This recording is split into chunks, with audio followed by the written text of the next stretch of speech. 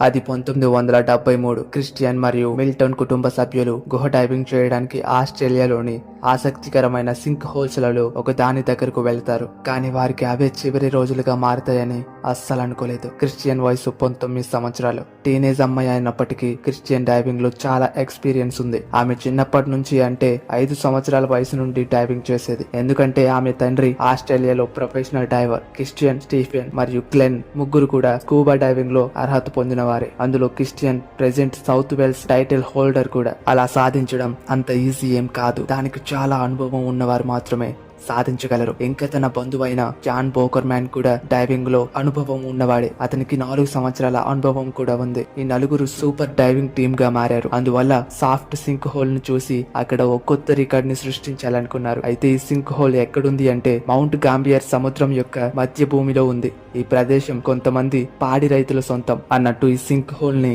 కనుగొనడం వెనుక ఒక ఇంట్రెస్టింగ్ స్టోరీ కూడా ఉంది. దాని గురించి లైట్ గా తెలుసుకుందాం. అలా ఒక రోజు ఒక రైతు తన గుర్రంతో పాటు నడుస్తూ ఉన్నాడు. అయితే సడన్ గా గడ్డి మధ్యలో ఆ గుర్రం ఒక రంధ్రంలో పడిపోయింది. తర్వాత రైతు ముందెన్నడూ చూడని రంధ్రాన్ని గమనిస్తాడు. ఆ రైతు ఆశ్చర్యపోతూ భూమిలో ఒక రంధ్రం ఉందని చూస్తాడు. దాదాపు 20 అడుగుల లోతు మరియు ఆ రంధ్రం అడుగున కొంత దూరంలో నీరు కూడా కనిపిస్తోంది. ఈ విషయం రైతుకి కొంచెం ఆశ్చర్యాన్ని కలిగించిన మరోవైపు భయంగా కూడా ఉంది. ఆ రైతు ఆలోచిస్తున్నాడు, ఏం అర్థం కావట్లేదు. ఈ రంధ్రం ఇంతకు ముందు నుంచి ఉందా లేకుంటే గుర్రం కారణంగా కూలిపోయిందా అని అనుకుంటూ ఉన్నాడు. అయితే ఆ రంధ్రాన్ని కొన్ని రాళ్లతో మూయాలనుకున్నాడు. లోపలికి ఒక్కొక్కటిగా రాళ్లు విసిరడం మొదలు పెట్టాడు. ఇలా చేస్తూ కొన్ని వేల రాళ్లని లోపలికి విసిరేస్తాడు. కానీ ఆ చీకటి ప్రదేశంలోని నీటిలోని రాళ్లన్నీ కూడా మాయమవుతూ ఉన్నాయి. ఈ చిన్న రంధ్రం నుండి 20 అడుగుల దిగువన దాదాపు ఒక పెద్ద సరస్సు ఉంది. అది ఎంత ఉంది అంటే ఒక ఫుట్బాల్ గ్రౌండ్ అంత పెద్దగా ఉంది. పగటి పూట అయితే ఒక బ్లూవే ఒక సన్నని లైట్ లోపలికి వస్తుంది. ఆ చిన్న రంధ్రం కారణంగానే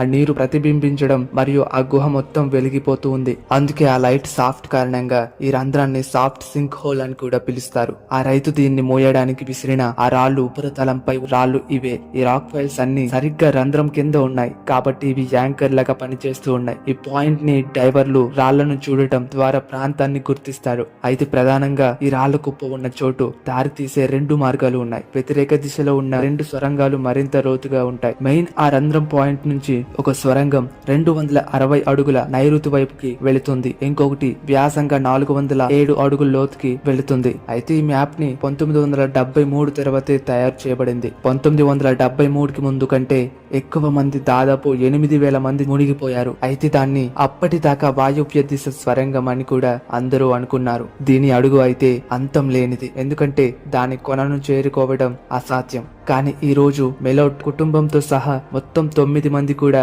కొత్త రికార్డు సృష్టించేందుకు ఇక్కడికి వచ్చారు. 250 అడుగుల లోతులోకి వెళ్లి రికార్డ్ సాధించాలనుకున్నారు. కాబట్టి వీళ్ళు మెయిన్ గుహలోకి వెళ్తూ ఉన్నారు. మెయిన్ గుహలో వెలుతురు లేని ప్రదేశానికి వెళ్లారు. ఆ ప్రదేశంలో వారికి ఏం కనిపించట్లేదు. ఆ ప్రదేశాన్ని పిచ్చు బ్లాక్ అని కూడా పిలుస్తారు. చూసేవన్నీ కూడా దాదాపు వారికి అస్సలేం తెలియని కొన్ని ప్రమాదకరమైన విషయాలు చోటు చేసుకున్నాయి. ప్రతి ఒక్కరు తమ దగ్గర ఉన్న ఒక్కో ట్రైపాడ్ ని సెట్ చేసుకుని ఉన్నారు. అయితే దాని సహాయంతో అక్కడ వారందరూ దిగాలనుకున్నారు. వారు అక్కడి నుంచి బయటకు వెళ్లేందుకు సహాయంగా తాళ్లను కూడా ఏర్పాటు చేసుకుని ఉన్నారు. వీరికి సేఫ్టీని అందించడానికి భద్రతను నిర్వహించేందుకు ఒక డ్రైవర్ ఉంటాడు మరియు 8 మంది డ్రైవర్లు చాంబర్ లోకి దిగుతారు.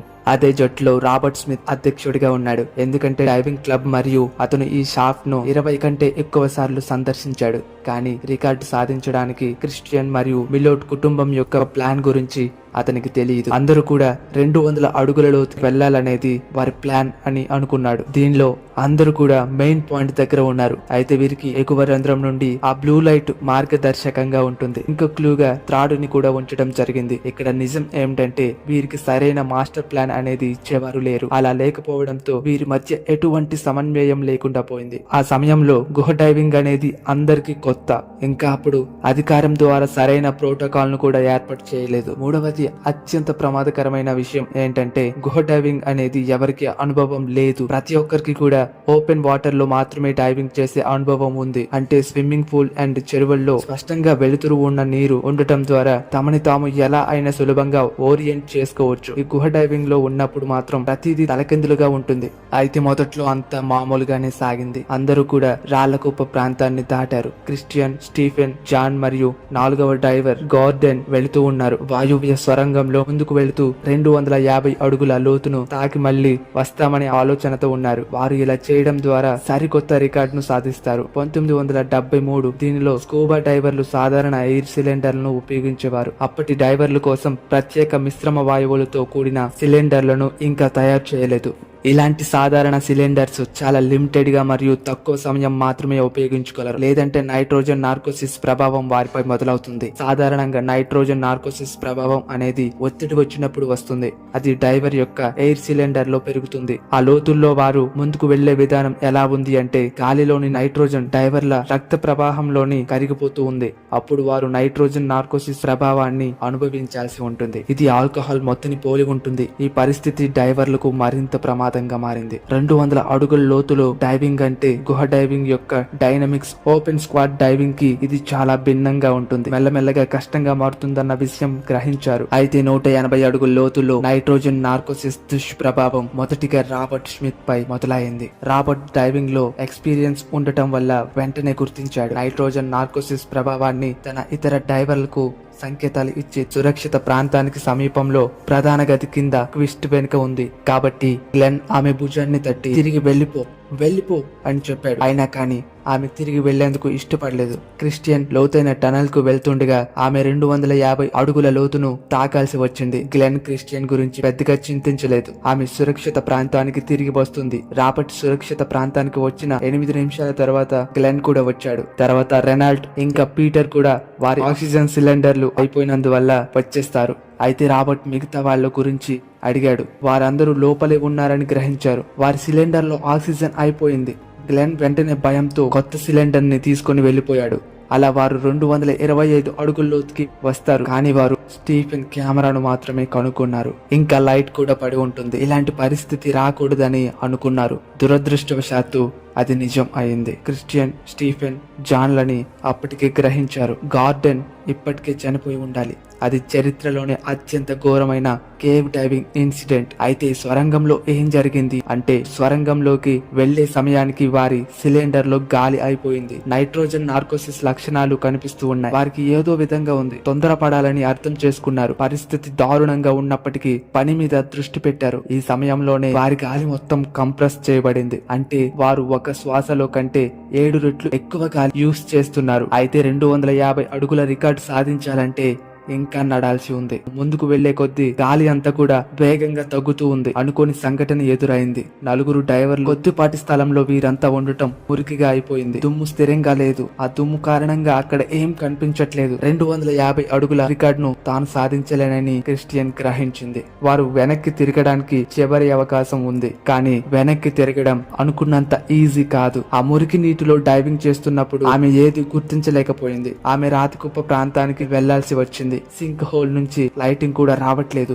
ఎందుకంటే వాతావరణం మారిపోయి అంతా మబ్బుమయంగా ఉంది. ఆక్సిజన్ స్థాయి ప్రమాదకరంగా తగ్గిపోయింది. ఆమె ఇంకో మార్గాన్ని కనుక్కున్నా అక్కడికి చేరుకోవడం అసాధ్యం. ఆమె సరైన మార్గాన్ని కనుక్కునే ప్రయత్నంలో ఆ దుమ్ము నీటి నుండి తప్పించుకునేందుకు చూస్తుంది. వెనుక కూడా అదే జరుగుతుంది. ఇద్దరు సీలింగ్ డైవింగ్ చేస్తున్నారు. భయంతో ఫ్లాష్ లైట్ ను అటు ఇటు కదుపుతూ చూస్తూ ఉన్నారు. ఓ డైవర్ సరైన దిశను కనుక్కున్నాడు. అక్కడ గరుకైన రాయి ఉండటంతో పైకప్పు నుండి గాయం కూడా అయ్యింది. మీరు ఒక్కసారి ఊహించండి, 4 వైపులా కూడా గోడ, అది కూడా నీటి లోపల. కానీ మీరు ఏ మార్గాన్ని చూడలేరు. దుమ్ము మాత్రమే ఉన్న పూర్తిగా చీకటి ప్రదేశంలో మీరు చాలా భయాందోళనకు గురవుతున్నారు.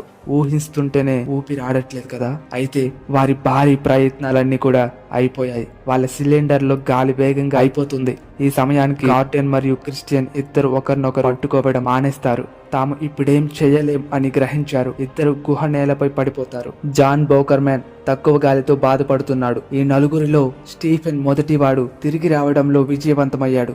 ఇప్పటికీ ఇతని సిలిండర్ లో గాలి కూడా అయిపోయింది. అయితే మిగతా వారు కష్టపడి ప్రయత్నించినా తప్పించుకోలేకపోయారు. వెతకడానికి వచ్చినా కూడా వారికి స్టీఫెన్ కెమెరా మరియు లైట్స్ మాత్రమే దొరికాయి.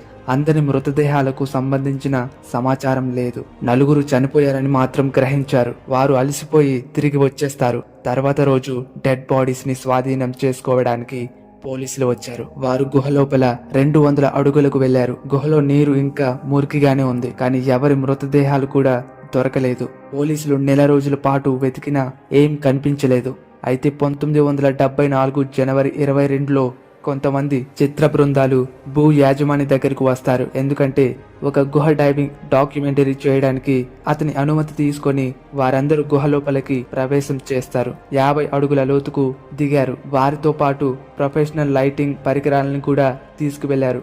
వారు గుహలో లైట్ వేసినప్పుడు మొత్తం పగటిపూటలా వెలిగిపోయింది. ఇందులో ఓ టెక్నీషియన్ తన వెనక 3వ వ్యక్తి ఉన్నట్టు గమనించాడు. తర్వాత అతన్ని చూడగానే భయపడ్డాడు. అక్కడికి వెళ్లి చూడగా ఒక డెడ్ బాడీ ఉందని కనుక్కున్నారు. అతను ఎవరు అంటే బెడ్ షూట్ లో ఉన్న ఆ వ్యక్తి క్రిస్టియన్ సోదరుడు స్టీఫెన్. మార్చి 1974 భూ యజమానికి అక్కడ ఉండటం చాలా అసౌకర్యంగా మారింది. భూమి కింద 3 మృతదేహాలు ఉన్నాయి. దీనికోసం అతను డైవింగ్ బృందాన్ని సంప్రదించి గుహ లోపలికి పంపుతాడు. అప్పుడు 185 అడుగుల లోతులో క్రిస్టియన్ డెడ్ బాడీని కూడా కనుగొన్నారు. దాని పక్కన గార్డెన్ ని కూడా కనుగొంటారు. అక్కడికి 20 అడుగుల లోతున 4వ మృతదేహాన్ని కూడా కనుగొన్నారు. జాన్ బ్రోకర్మ్యాన్ లడ్జ్ దగ్గర మెలట్ కుటుంబంలో గ్లెన్ మెలవ్ ఇప్పుడు ఒంటరిగా మిగిలిపోయాడు. మిగిలిన వారందరూ అతని 3 తోబుట్టువులు కూడా చనిపోయారు. బహుశా అది చరిత్రలోనే అత్యంత ఘోరమైన కేవ్ డైవింగ్ ఇన్సిడెంట్. కానీ ఈ సంఘటన తరువాత జరిగిన మంచి విషయం ఏంటంటే ఈ పరిశ్రమను నియంత్రిస్తూ తదుపరి విపత్తులను నివారించేందుకు ఆస్ట్రేలియాలో ఏర్పాటు చేయబడింది. గుహ డైవర్ల కోసం సరైన నియమాలు, నిబంధనలతో పాటు ఒక ఫ్రేమ్ వర్క్ తయారు చేయబడింది. డైవర్ మార్గదర్శకాల ప్రకారం డైవ్ చేయాలి. కానీ ఏదేమైనప్పటికీ ఇలాంటివి కొనసాగుతూనే ఉంటాయి. అవి ఎప్పటికీ ఆగవు. ప్రజలు ఈ సింక్ హోల్లో చనిపోయినా లేదా మరో గుహలో చనిపోయినా ప్రజలు ఎల్లప్పుడూ ఇలాంటి సాహసాలకు పాల్పడి చనిపోతూనే ఉంటారు. సబ్స్క్రైబ్ చేసి సపోర్టివ్గా నిలబడండి. అది నాకు మరిన్ని వీడియోస్ చేయడానికి సహాయపడుతుంది.